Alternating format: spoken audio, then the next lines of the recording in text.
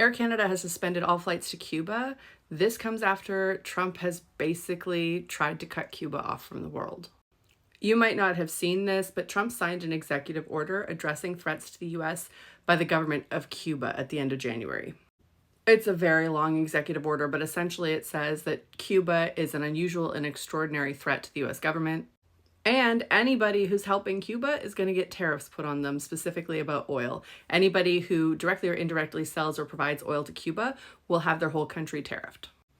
And if you recall back when he went in and kidnapped Maduro from Venezuela, there were immediate talks about all of the other countries, how he wanted to invade Greenland and Canada. But one of the other things he was talking about at the time was Cuba.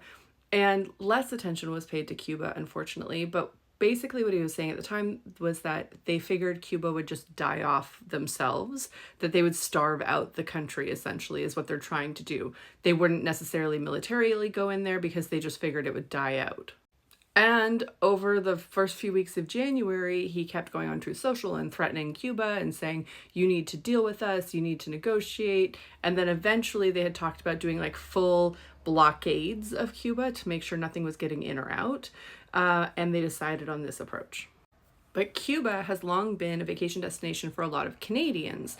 When there was travel restrictions between Americans and Cuba, Canadians still went there all the time. I've known a lot of people who really enjoy Cuba. The Canadian government had to put out travel advisories recently. They had to update them because they've realized that Cuba, because of these embargoes and situations that are going on, they're running out of fuel, they're running out of water, basic necessities. And so they've advised Canadians to be warned that you're not even safe in the resorts, because a lot of people think, I'll just be safe on the resort. No, this is a countrywide issue. So there was a travel advisory update. But as of today, on February 9th, Air Canada has put out a statement saying they're suspending all Cuban service because of the aviation fuel shortage. There's currently about 3,000 Canadians who are in Cuba, so Air Canada is going to fly empty planes down there, pick them up, and fly back home. And they might have to do extra refueling stops. They're bringing their own tanker to refuel their own plane as well.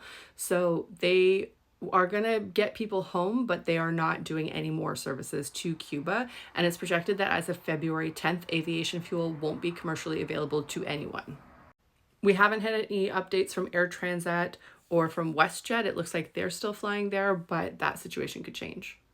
Overall, what's important to note here is the American government is targeting Cuba. They are trying to cut Cuba off from the rest of the world and threatening any other country that tries to help them.